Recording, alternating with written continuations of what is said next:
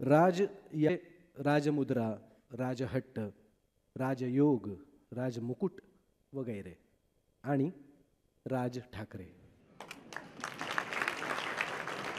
महाराष्ट्र नवनिर्माण सेनेचे अध्यक्ष श्री राज ठाकरे शरदरावजींचं अभिष्टचिंतन करतील.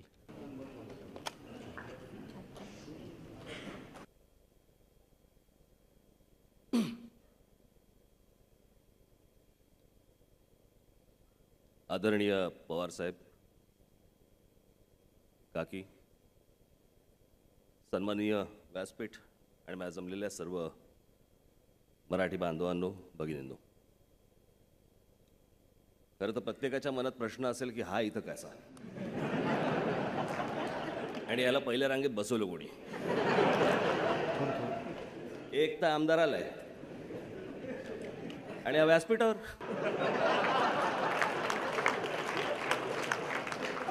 मला असं वाटतं त्याची गणितं ही तटकरे साहेबांना किंवा इतर प्रफुल्लजींना विचारा, हे इथं कसं काय. आता आलोय तर बोलायला लागेल. आज पवार साहेबांचा 75वा वाढदिवस आणि या 75व्या वाढदिवसानिमित्त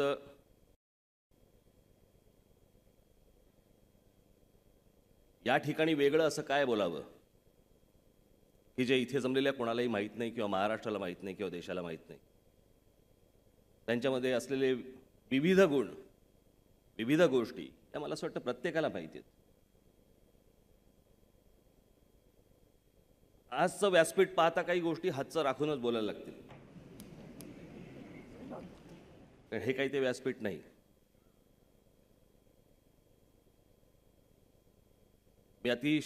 मी लहान असल्यापासून मी पवार साहेबांना बघत आलोय.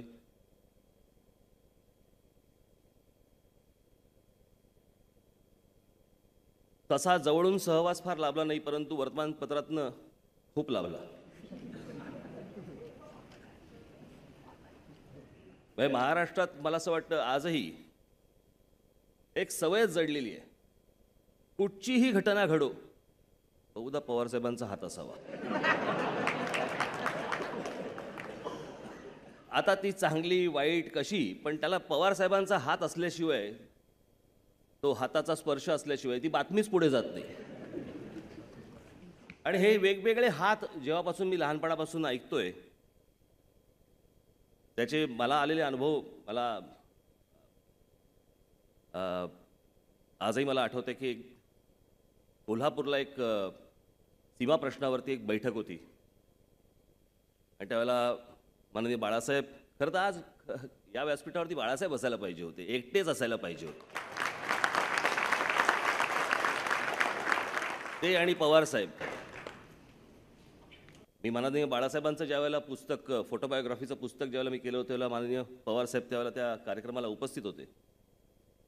आज खरं तर बाळासाहेब इथे असायला पाहिजे होते आणि आम्ही सगळे खाली असायला पाहिजे होतो. पण तो कोल्हापूरचा प्रसंग मला अजूनही आठवतोय की त्यावेळेला एस एम जोशी सर, पवारसाहेब, बाळासाहेब एका व्यासपीठावरती होते सीमा प्रश्नाच्या विषयावरती. आणि काहीतरी मला असं वाटतं बाळासाहेबांचं भाषण झालं, पवारसाहेबांचं भाषण झालं आणि नंतर एस एम जोशींचं भाषण ज्यावेळेला झालं त्यावेळेला ती भूमिका काही मला असं वाटतं बाळासाहेबांना पटली नाही.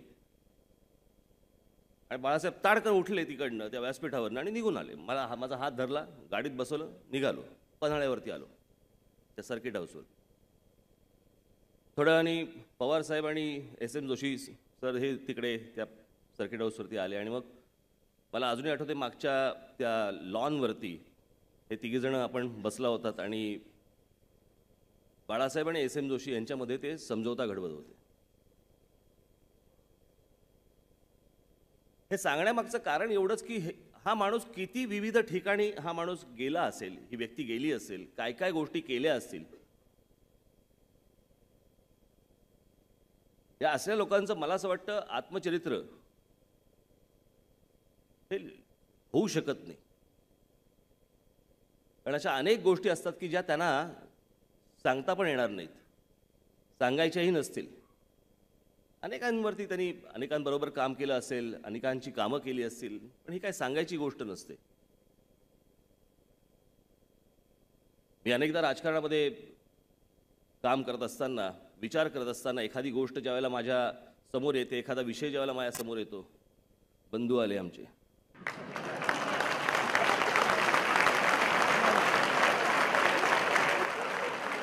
माननीय उद्धवजींना सुद्धा विनंती करतो की त्यांनी व्यासपीठावरच यावं थेट. वा, टायमिंग साधलं म्हणतात ते. काय बघा टायमिंग आहे.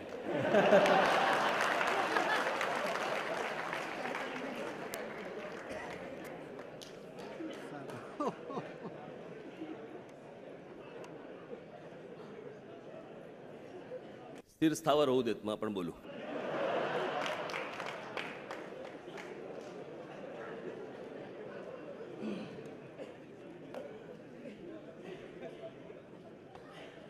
आणि थोडं मागे. थोडंसं माझंही काम करतो.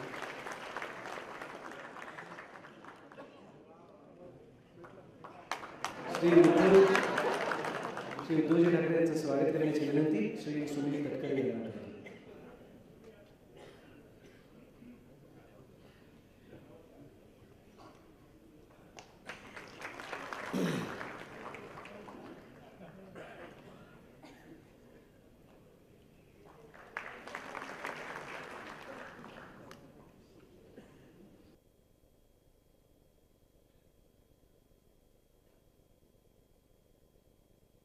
बोलू.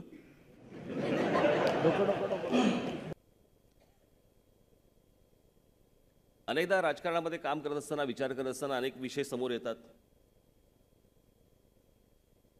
मी नवीन पक्ष स्थापन करायच्या आधीही, केल्यानंतरही एखादा विषय ज्यावेळेला समोर येतो, एखादी बातमी ज्यावेळेला समोर येते, त्यावेळेला माझ्या मनात पहिला विचार येतो की ही बातमी पाहून किंवा ही अशी गोष्ट समोर आल्यानंतर, हे मी खोटं सांगत नाही, हा माझा मनातला माझा विचार येतो की अशा क्षणी माननीय बाळासाहेब काय विचार करतील, माननीय पवारसाहेब काय विचार करतील, आणि मग त्यातनं मार्ग काढत आपल्याला पुढे कुठेतरी जावं लागतं. शिकण्यासारख्या अनेक गोष्टी त्यांच्याकडनं आहेत. मला एकदा त्यांनी सल्ला पण दिला होता, तुम्ही ऐकला.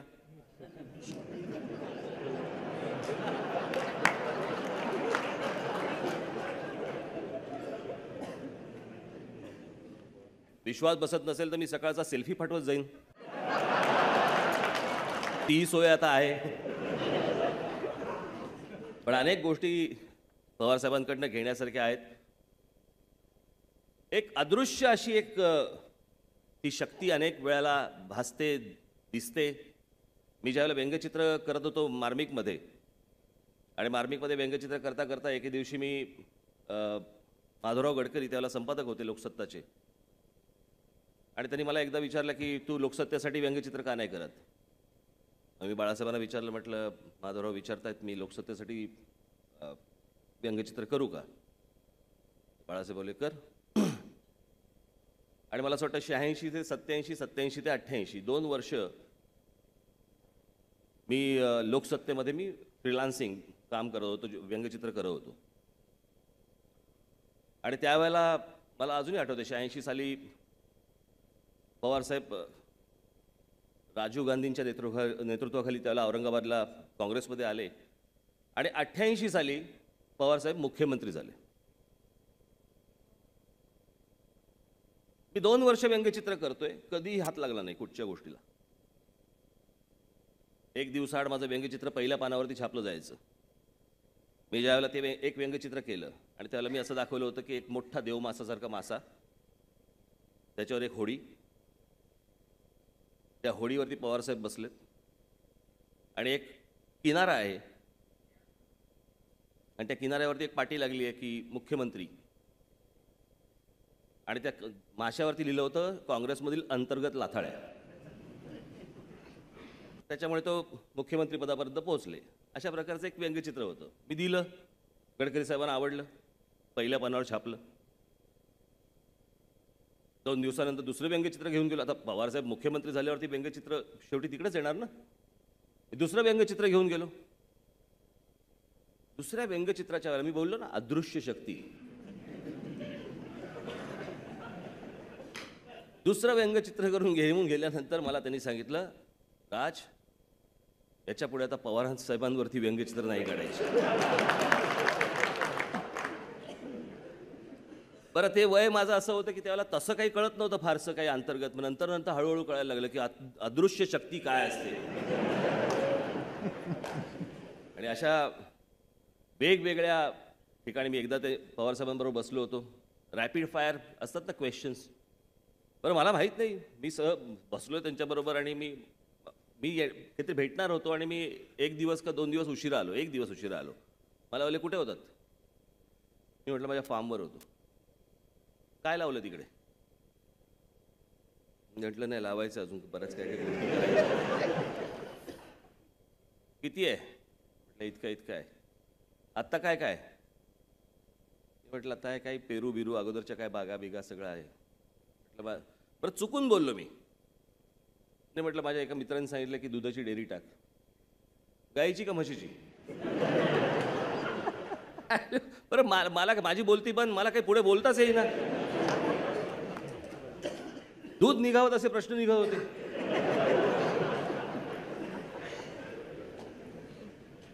आणि मग त्यांनी मला एक किस्सा सांगितला. त्यांनी कसं होतं की हा नुसता प्रश्नाचा भाग नाही आहे, त्याच्या खोलात जाणं, एखाद्या विषयाच्या खोलात जाणं. आणि त्यांनी मला सांगितलं मी आत्ता हरियाणावरनं आलो आणि मी हरियाणाला तिकडे बघितलं की तिकडे म्हशींचा जसं त्या मॉडेल फिरतात ना रॅम्पवरती, असं त्यांचं वाक्य होतं, माझं नाही वाक्य. मॉडेल जशा रॅम्पवरती फिरतात तशा म्हशी फिरत होत्या.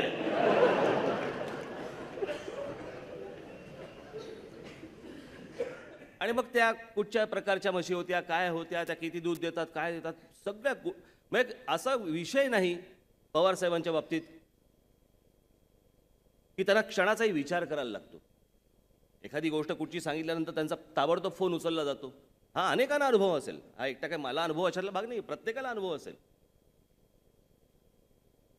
आणि म्हणून मला असं वाटतं की जसं तेंडुलकरांचं एक जे पुस्तक होतं, त्या पुस्तकाचं जे शीर्षक होतं ते मला असं वाटतं हे पवारसाहेबांच्या बाबतीत आहे. हे सारं येतं कुठून. हे सगळं दैवी आहे. हे एका माणसाचं काम नाही. अनेक लोक आपण पाहिली हो, स्मरणशक्तीमध्ये अनेक लोक पाहिली, अनेक गोष्टी पाहिल्या, कोणाचं कुठे कसं काय काम चालू असतं आणि किती किती ठिकाणी लक्ष असतं.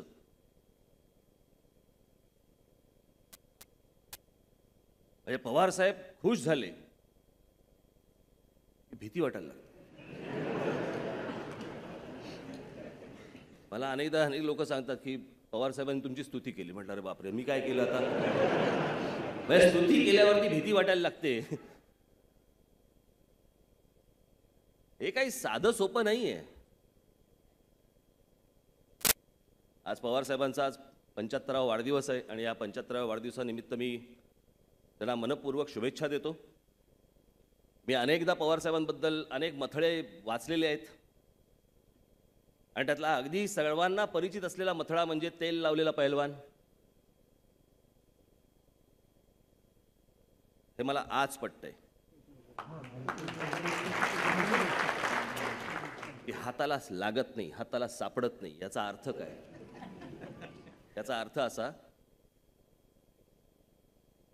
माफ करा परंतु एका आजाराच्या देखील हाताला पवारसाहेब लागले नाहीत. तिथूनही निसटले. आणि हे साधं सोपं काम नाही. ह्याला एक वेगळ्या प्रकारचं रसायन परमेश्वराने बनवलं आणि या महाराष्ट्राचं नशीब की हे महाराष्ट्रात ते दिलं. त्या रत्नाला मी मनपूर्वक सलाम करतो आणि माझ्या पक्षाच्या वतीने, महाराष्ट्र नवनिर्माण सेनेच्या वतीने मी माननीय शरद पवार साहेब यांना मनपूर्वक शुभेच्छा देतो. धन्यवाद. जय हिंद, जय महाराष्ट्र.